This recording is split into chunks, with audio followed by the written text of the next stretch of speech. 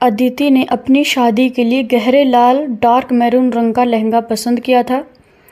उसकी माँ को हल्के लाल रंग का लहंगा पसंद था। भले ही फैशन में भी लाल रंग ही चल रहा था, लेकिन कहते हैं ना, दिल को जो पसंद आता है वही भाता है।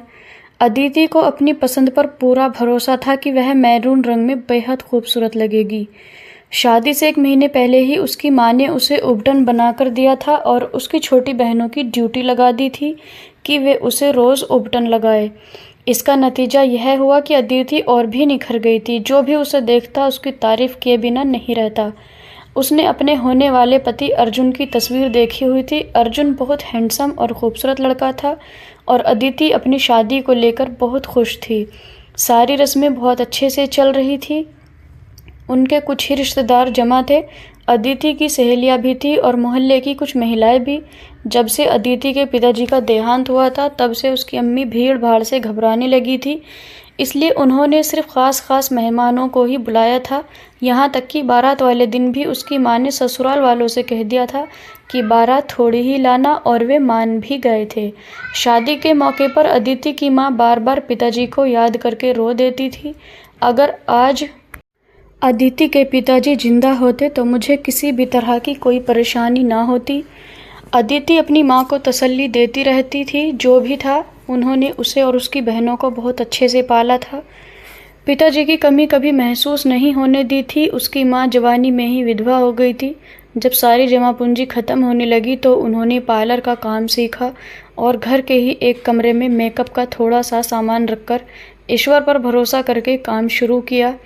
फिर ईश्वर ने देखते ही देखते उनकी मेहनत का फल दिया। माँ के हाथों में इस कदर सफाई थी कि दूर दूर के शहरों से भी महिलाएं दुल्हन बनने के लिए उनके पास आने लगी थी। अदिति ने भी अपनी माँ से कहा, मुझे आप ही तैयार कीजिएगा, और माँ ने खुशी खुशी उसकी बात मान ली थी। मेहंदी की सारी रात वह सो नहीं पाई थी। अपनी आगे की ज़िंदगी के बारे में सोचकर जहाँ वह खुश हो रही थी, वहीं बहुत से डर भी उसे घेर रहे थे। उसने सारी रात प्रार्थना करते हुए गुजारी। सुबह होने में कुछ घंटे बाकी थे, तभी उसके मंगेतर अर्जुन का नंबर मोबाइल की स्क्रीन पर जगमगाने लगा। यह अचानक आई कॉल से उसे हैरान कर गई, क्योंकि इससे पहले अर्जुन ने कभी इस समय फ़ोन नहीं किया था। लेकिन इस तरह अर्जुन की कॉल आना उसे खुश भी कर गया था। उसने जल्दी से कॉल उठाया तो अर्जुन बहुत ही दिलफरेब अंदाज में बोला, मैंने आपको बधाई देने के लिए कॉल की है। कल से आपकी ज़िंदगी एक नए रुख की ओर चलने वाली है। मैंने सोचा कि आपको ऑल द बेस्ट ही बोल दूँ। अदिति अर्जुन की बात सुनकर हंस पड़ी। उन्होंने इधर उधर की बातें की और फिर अर्जुन ने फ़ोन रख दिया। सुबह हुई तो उसकी छोटी बहनें बारी बारी उससे लिपटकर रोने लगी। उसकी माँ ने भी उसे खूब प्यार किया। बारात का समय होने लगा तो उसकी माँ जल्दी से उसे तैयार करने बैठ गई। उन्होंने अपना सबसे अच्छा मेकअप निकाला और कई घंटे लगाकर उसे दुल्हन बनाने में खर्च कर दिए। जब वह पूरी तैयार हो गई तो माँ ने उसकी नज़र उतारी और उसके सर से कई नोट उतारकर गरीबों में बांट दिए। जल्दी से माँ ने उसके चेहरे पर घूंघट गिरा दिया और बोली, अदिति, तुम्हें मेरी कसम है, घूंघट मत उठाना और ना ही अपना चेहरा खुद देखना। तुम्हारी छोटी बहनें तुमसे विनती करे या तुम्हारी सास कहे, तुम्हारा यह घूंघट तुम्हारा पति ही हटाएगा। माँ की बात सुनकर अदिति थोड़ी हैरान हो गई। वह बोली, लेकिन माँ, घूंघट का ज़माना गुजर चुका है। अब तो दुल्हनें अपनी शादी पर डांस भी कर लेती है। अगर मैं घूंघट करके गई तो सब मेरा मजाक उड़ाएंगे। उसकी माँ बोली, एक दिन का मजाक अच्छा है, कम से कम तुम्हें नज़र तो नहीं लगेगी। मेरी शादी पर भी मुझे नज़र लग गई थी और देखो, शादी के कुछ सालों बाद ही मैं विधवा हो गई। उसकी माँ यह बात कहते हुए रो पड़ी। माँ के आंसू एक ऐसी चीज़ थी जिसके आगे अदिति हथियार डाल देती थी। उसने कहा, माँ, आप जैसा कहेंगी मैं वैसा ही करूँगी। रोने की ज़रूरत नहीं है। ना मैं खुद को देखूंगी और ना ही किसी को देखने दूंगी। आपसे वादा करती हूँ कि पहली बार मेरा चेहरा सिर्फ पति अर्जुन ही देखेगा।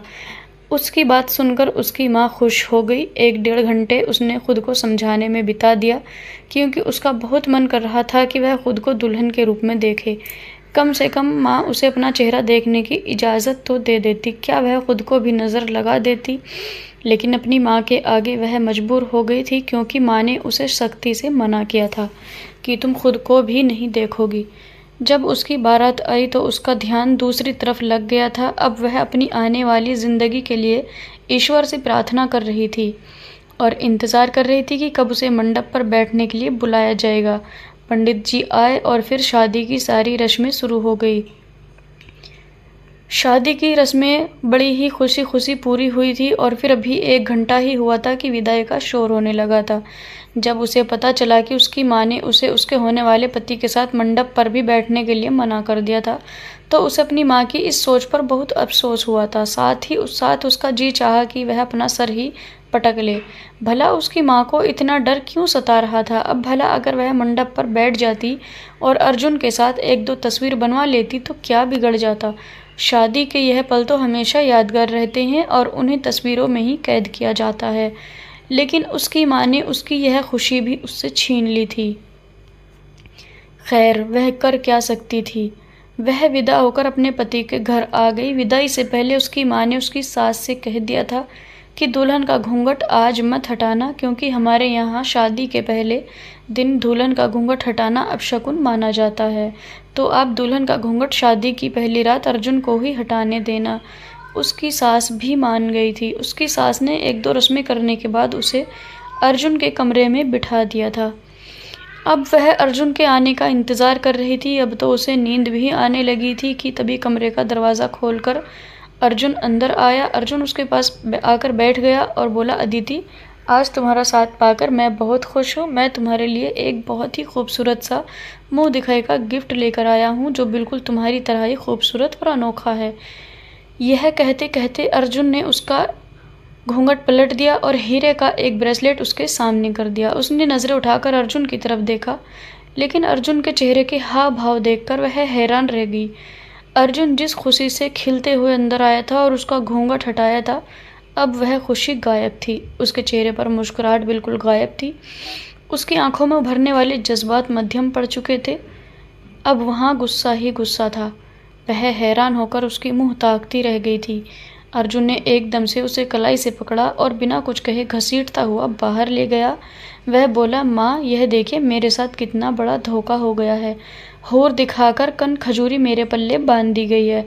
उसकी सास भी हैरान रह गई। उन्होंने भी अपना माथा पीटना शुरू कर दिया और बोलने लगी, यह क्या मनहूस शक्ल मेरे बेटे के पल्ले बांध दी गई है। इकलौता बेटा है। मैं हरगिज इस काली कलूटी लड़की को अपने घर में नहीं रखूंगी। अरे, मुझे तो बड़ी ही खूबसूरत लड़की दिखाई गई थी, लेकिन यह तो बड़ी ही बदसूरत लड़की है। अर्जुन भी गुस्से से पागल हो रहा था और अदिति हैरान परेशान अपनी जगह खड़ी थी। वह बदसूरत बिल्कुल भी नहीं थी, वह तो बहुत ही खूबसूरत थी। जो भी उसे देखता उससे नज़रें हटाना भूल जाता था। फिर ये लोग उसे बदसूरत क्यों कह रहे थे, उसे कुछ भी समझ नहीं आ रहा था। अर्जुन गुस्से से चीखने लगा, कहने लगा, मम्मी, इन लोगों ने हमें धोखा दिया है।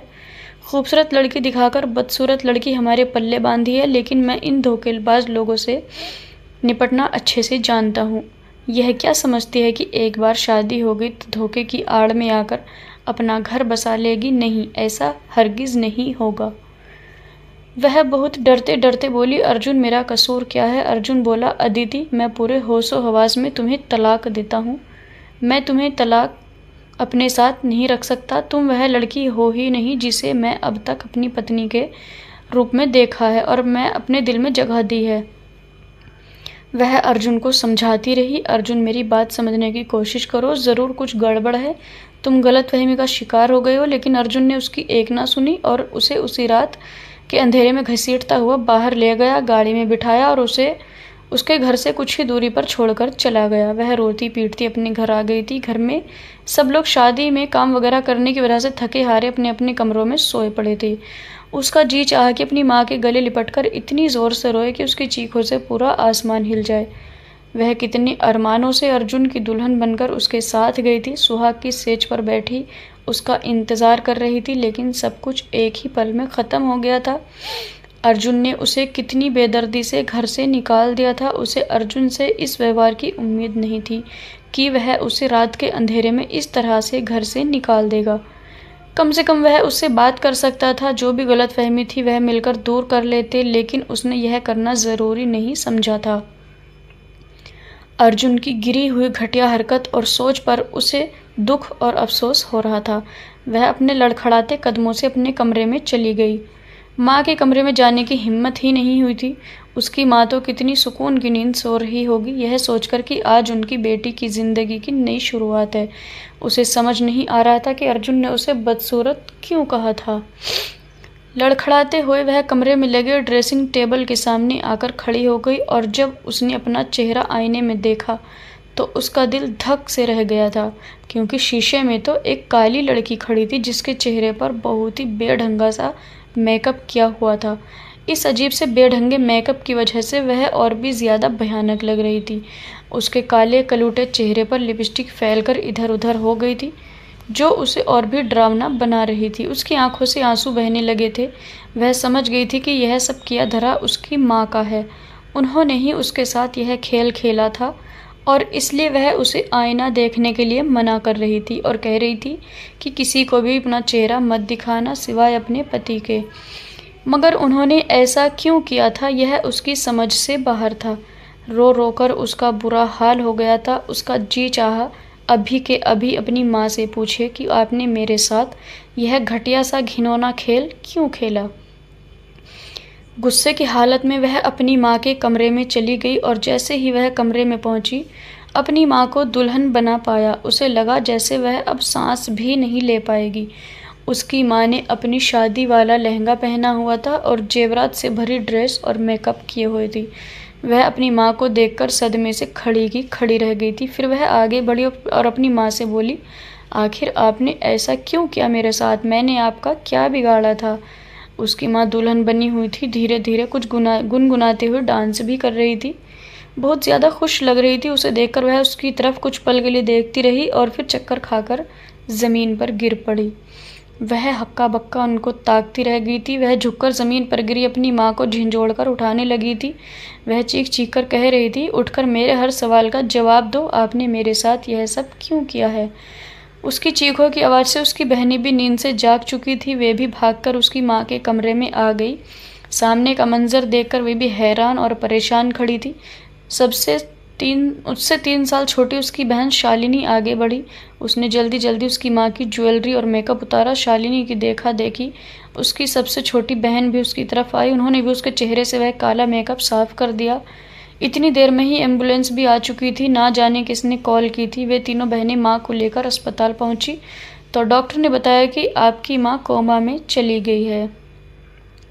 उसे दिमाग फटता हुआ महसूस होने लगा था। अचानक उसकी आंखों के सामने अंधेरा फैल गया था। ना जाने कितनी देर यूं ही गुजर चुकी थी और वह चकराकर ज़मीन पर गिर चुकी थी। जब उसे होश आया तो उसने खुद को अस्पताल के बेड पर ही पाया था। शालिनी उससे लिपटकर रोने लगी और बोली, अदिति दीदी, हम आपकी छोटी बहनें हैं। अगर आप इस तरह कमज़ोर पड़ जाएगी तो हमें कौन सहारा देगा? आपको इस तरह टूटा देखकर तो हम आपसे पहले ही टूट कर बिखर जाएंगे।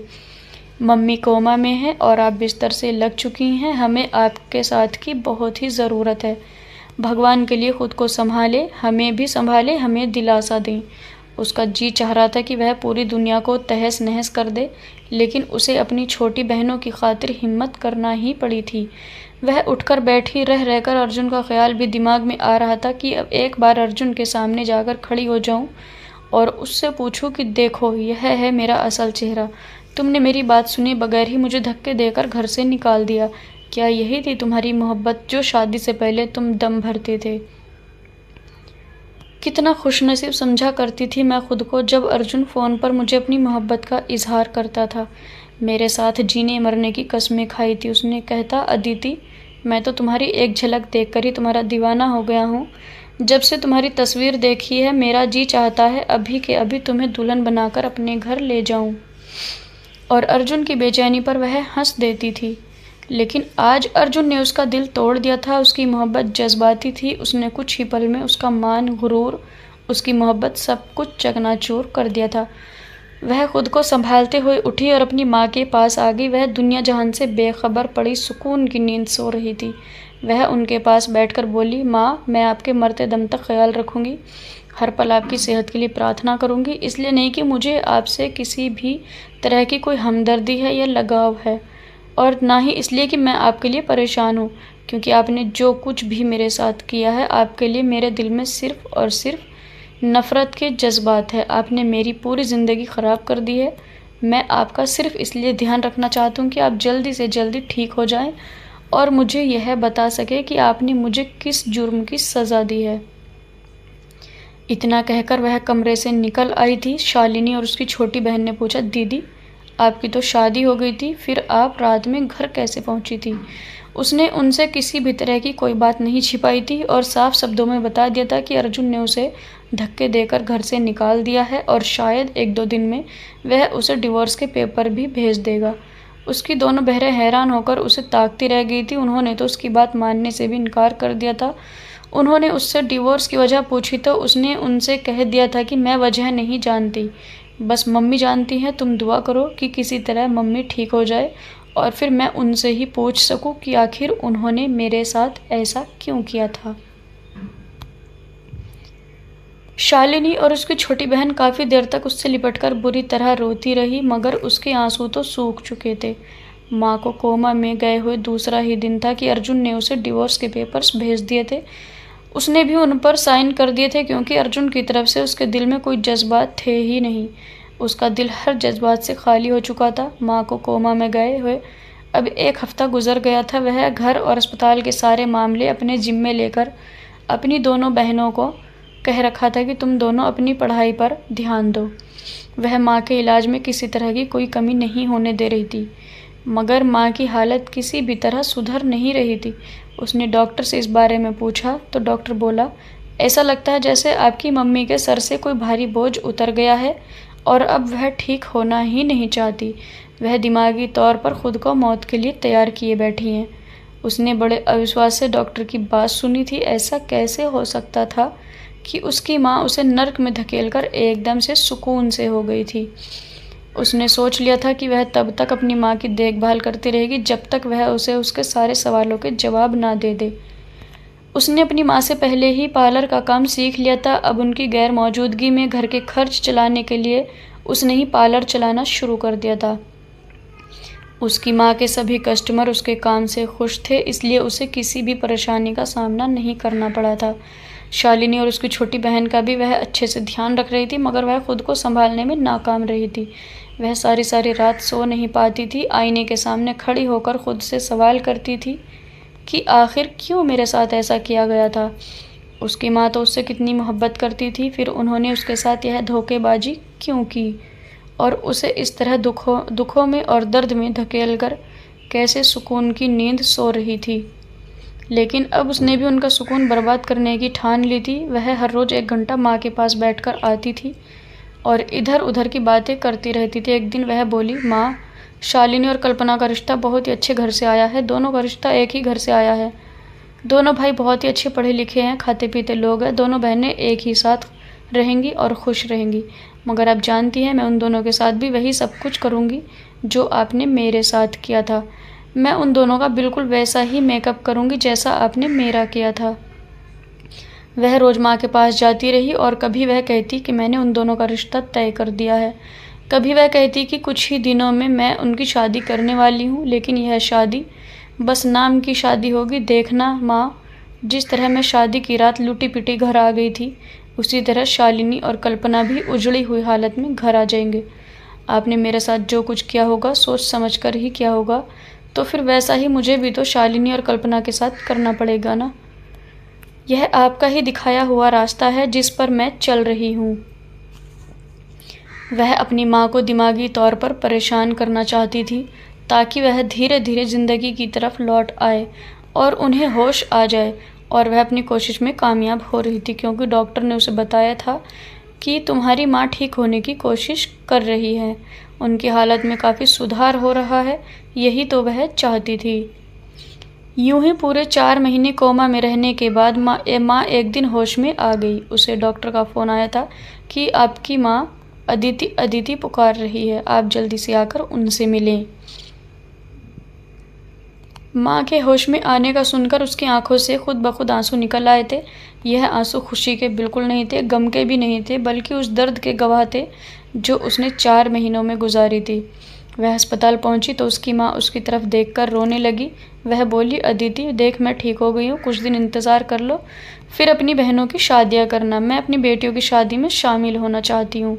उसने कहा, मम्मी, परसों ही उनकी बारात है, कार्ड भी बट चुके हैं, अब मैं शादी को कैसे आगे बढ़ा सकती हूँ।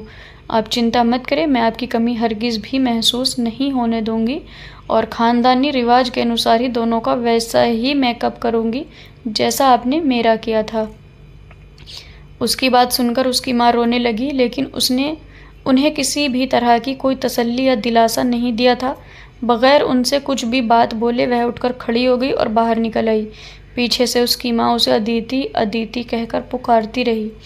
2 दिन वह अपनी माँ के साथ यूं ही आँख में चोली खेलती रही। तीसरे दिन उसकी माँ रोते हुए उसके आगे हाथ जोड़ने लगी। तब उसने पहली बार मन से कहा, आपने मेरे साथ इतना बड़ा जुर्म क्यों किया था? मैं सच जानना चाहती हूँ। आप मुझसे कोई बात मत छुपाइएगा। आज माँ की तबीयत भी काफ़ी अच्छी लग रही थी। वह रोते हुए कहने लगी, पहले तुम मेरी पूरी बात सुन लो तो तुम्हारे सारे सवालों के जवाब भी मिल जाएंगे। आज से 20 साल पहले की बात है, जब मैं जवान थी, हसीन थी, लेकिन मेरा नसीब एकदम काला था। मैं 5 साल की थी कि तभी बचपन में ही मेरा रिश्ता तय हो गया था। मेरी माँ की बहुत ही अच्छी सहेली थी। उन्होंने ही अपने बेटे के लिए बचपन में ही मुझे मांग लिया था। रेशमा आंटी के बेटे का नाम कबीर था। बचपन से ही यह बात सुनती आ रही थी, दिव्या तो कबीर की है। और कबीर का नाम सुन सुनकर मेरे दिल में कबीर के लिए बचपन से ही मोहब्बत पैदा होने लगी थी। यह बात पूरे ख़ानदान में फैल चुकी थी कि मेरी शादी बड़े होने पर कबीर के साथ ही की जाएगी। बड़ों के मुंह से भी हर समय यही शब्द सुनती रहती, तो मेरे दिल में अब कबीर की मोहब्बत पैदा होना आम बात थी। मैं जैसे जैसे बड़ी होती गई, मेरे दिल पर कबीर का कब्ज़ा होता चला गया। बचपन से ही मैं और कबीर बहुत अच्छे दोस्त थे और शायद बचपन से रिश्ता तय होने की वजह से उसके दिल में भी मेरे लिए मोहब्बत पैदा हो गई थी, क्योंकि हम हमेशा एक दूसरे के साथ ही पाए जाते थे। हम एक दूसरे से अपने दिल की बातें शेयर करते थे। वह 12वीं पास करके इजिप्ट और अच्छी पढ़ाई करने चला गया था। वह मुझसे वादा करके गया था कि वह हमेशा मेरा ही रहेगा, मगर 1 ही महीने में मुझे महसूस होने लगा था कि वह बदल गया है।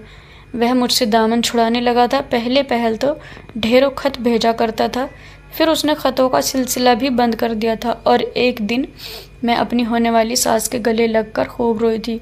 उनसे शिकायत भी करती रही कि आंटी, कबीर बदल गया है, ज़रूर वह किसी फिरंगन के इश्क में पड़ गया होगा। रेशमा आंटी ने मेरे सर पर हाथ फेरा और बोली, पागल मत बनो, मैं किसी भी फिरंगन को अपनी बहू हरगिज़ नहीं बनाऊंगी। चला लेने दो उसे इश्क कुछ महीने, इसमें तुम्हारा जाता ही क्या है। अब मैं रेशमा आंटी को क्या समझाती कि इश्क में यह सब नहीं चलता। मोहब्बत तो वह यह चाहती है जो हमारा है वह सिर्फ हमारा ही रहे, किसी दूसरे की तरफ निगाह उठाकर भी ना देखे। खैर, वक्त गुजरता गया। मैं खुद को कामकाज में बिजी कर लिया था। जब मैं हर काम से परफेक्ट हो गई तो मैंने पार्लर का काम सीख लिया था। 2 साल मैंने बड़ी ही तकलीफ में काटे, मगर वक्त का यही काम है कि जैसा भी हो गुजर ही जाता है। मेरा मुश्किल समय भी गुजर तो गया था, मगर मैं यह नहीं जानती थी कि मेरा और भी मुश्किल समय अब शुरू होने वाला है। कबीर जब वापस लौटा तो उसकी आंखों में मुझे अपने लिए कोई भी मोहब्बत नज़र नहीं आई थी। वह मुझे निगाहे बदला सा नज़र आ रहा था। मैंने एक बार फिर से अपनी होने वाली सास के सामने अपने दिल के दर्द निकाल लिए थे। मेरी होने वाली सास ने मुझे फिर दिलासा दिया था कि तुम बिल्कुल भी चिंता मत करो, मैं कबीर को समझाऊंगी, तुम ही मेरी बहू बनोगी। इसके अलावा मैं किसी दूसरी लड़की को अपनी बहू नहीं बनाऊंगी। मैं भी अब कबीर के आगे पीछे होने लगी थी। एक दिन रेशमा आंटी ने मुझे घर बुलाया, कहने लगी, दिव्या जल्दी से घर आ जाओ, आज हम दोनों मिलकर कबीर की पसंद का खाना बनाएंगे और इस तरह तुम दोनों को अकेले बैठकर बात करने का मौका मिल जाएगा। तुम सारे गिले शिकवे दूर कर लेना। मैं खुशी खुशी राजी हो गई थी। मैंने और रेशमा आंटी ने 3 घंटे लगाकर बड़ी मेहनत और बड़ी ही मोहब्बत से खाना तैयार किया था, मगर कबीर ने यह कहकर खाना खाने से इनकार कर दिया कि वह बाहर से खाकर आया है। मेरी आंखों से आंसू भर गए थे। फिर कबीर ने मुझे बुलाया और कहा कि छत पर आओ, मैं तुमसे कुछ ज़रूरी बात करना चाहता हूँ। मैं जल्दी छत पर गई तो कबीर ने मेरे हाथ में मेरी मंगनी की अंगूठी थमा दी। वह अंगूठी मैं कबीर को इजिप्ट जाने से पहले पहनाई थी। कबीर बोला कि अब मैं यह मंगनी और आगे नहीं चला सकता और ना ही अब तुमसे शादी कर सकता हूँ, क्योंकि मैं किसी और से प्यार करने लगा हूँ। एक ही पल में मेरी आंखों से बड़े बड़े आंसू बहने लगे थे। मैं रोते हुए बोली, कबीर, तुम नहीं जानते क्या कि ये विदेशी औरतें वफादार नहीं होती। तुम उनकी खातिर मुझे मत छोड़ो। मैं तुमसे मोहब्बत करती हूँ, बचपन की मोहब्बत हूँ, तुम मेरे हो। तुम यह तो सोचो कि मैं तुम्हारे बिना कैसे रहूँगी। इतना बड़ा जुल्म मेरे ऊपर मत करो कबीर, मुझे खुद से जुदा मत करो। आंसू बहकर मेरे गालों से नीचे आ रहे थे, लेकिन कबीर को मेरी हालत पर ज़रा भी तरस नहीं आया था। कबीर बोला, मैं किसी विदेशी औरत से प्यार नहीं करता, बल्कि मैं तो आरूसी से शादी करना चाहता हूँ। कबीर के शब्द मुझ पर बिजली बनकर गिरे थे कि कबीर ने मेरी छोटी बहन आरूशी का नाम लिया था। मेरे मुंह से दूसरा शब्द निकल ही नहीं पाया था। कबीर कहने लगे, जब मैं इजिप्ट गया था तभी से मेरे और आरूशी के बीच खतों के जरिए बातचीत होना शुरू हो गई थी। उसके बाद मैं आरूशी के लिए अपने दोस्त से एक मोबाइल फ़ोन भी भिजवाया था और इस तरह हमारी मोहब्बत और भी परवान चढ़ने लगी थी और हम एक दूसरे से मोहब्बत कर बैठे। और कबीर मेरे हाथ में मंगनू की अंगूठी थमाकर सीढ़ियों से उतरता चला गया। मैं कितनी देर तक वहीं खड़ी रही थी। दिमाग में आंधियाँ सी चल रही थी। ऐसा कैसे हो सकता था? मेरी बहन ने ही मेरी पीठ में छुरा घोंप दिया था। मैं आंधी तूफान की तरह घर पहुंची थी। मैंने आरूशी के मुंह पर जोरदार थप्पड़ मारा था। मेरे गुस्से के मारे बुरा हाल था और उसके बाद मेरा हाथ रुका नहीं था। मैं उसे थप्पड़ पर थप्पड़ मारती चली गई थी, साथ ही साथ कहती जाती थी कि तुम्हें इश्क लड़ाने के लिए मेरा ही मंगेतर मिला था। वह रोते हुए बोली, दीदी, इश्क पर किसी का जोर नहीं चलता, यह बस हो जाता है। मुझे नहीं पता कब मुझे कबीर से इश्क हो गया। यह खबर देखते ही देखते घर में आग की तरह फैल चुकी थी। हर किसी ने कबीर और आरूशी पर ताने दिए। मेरे पिताजी ने आरूशी का रिश्ता कबीर को देने से साफ मना कर दिया था, तो कबीर ने ऐलान कर दिया कि मैं छत से कूदकर जान दे दूंगा। उधर आरूशी भी जिद पर अड़ी हुई थी कि अगर शादी कबीर से नहीं की गई तो मैं खुद को ख़त्म कर लूँगी। कबीर अपने माँ बाप का इकलौता बेटा था और उसकी माँ उसकी धमकी में आ गई थी। उन्होंने अपने दोनों हाथ जोड़कर मेरे पिताजी से विनती की थी कि आरूसी का रिश्ता कबीर के लिए दे दो। पिताजी तभी नहीं माने तो रेशमा आंटी पिताजी के कदमों में गिर पड़ी थी। रोते हुए अपने बेटे की ज़िंदगी की भीख मांगने लगी। पिताजी और ज़्यादा पत्थर दिल नहीं हो सकते थे। मैंने भी चुप साध ली थी। कबीर और आरूसी की शादी कर दी गई थी। मैं पूरा समय कमरे से बाहर नहीं निकली थी। मेरे अरमानों की अर्थी ही निकल गई थी। मैं किस तरह से बाहर शादी में शामिल होती। रोते रोते मेरी आंखें सूज गई थी। वे दोनों अब अच्छी ज़िंदगी गुजार रहे थे, जबकि मेरे लिए भी अब आए दिन रिश्ते वाले आते थे। मगर जैसे ही उन्हें पता चलता कि मेरी एक मंगनी टूट चुकी है तो वह मुझे ठुकरा कर चले जाते। पिताजी मेरी चिंता में समय से पहले बूढ़े हो गए थे। फिर हमें खबर मिली कि आरूशी उम्मीद से है। घरवाले मुझसे छुपकर खुश होते थे। उन्हें लगता था कि कहीं मेरी मेरी बहन को ना लग जाए। लेकिन जब मंगेतर ही बेवफा निकला तो बहन से कैसा गिला शिकवा। मैंने कभी भी अपनी बहन को श्राप नहीं दी थी, मगर मेरी हर रोज़ की तकलीफ़ और मेरे आंसू शायद उसे खा गए थे। मेरी उसे ले डूबी थी। बच्चे को जन्म देते ही आरूसी मर गई थी और उसकी बच्ची जिंदा बच गई थी। नन्ही सी बच्ची। वो कबीर को घर में संभालने वाला कोई भी नहीं था और इस तरह कबीर की माँ उस नन्ही बच्ची से खातिर एक बार फिर अपनी झोली फैलाए पिताजी के सामने खड़ी थी। कहने लगी, दिव्या का रिश्ता कबीर के लिए दे दो। यह छोटी सी बच्ची भी आपका ही खून है।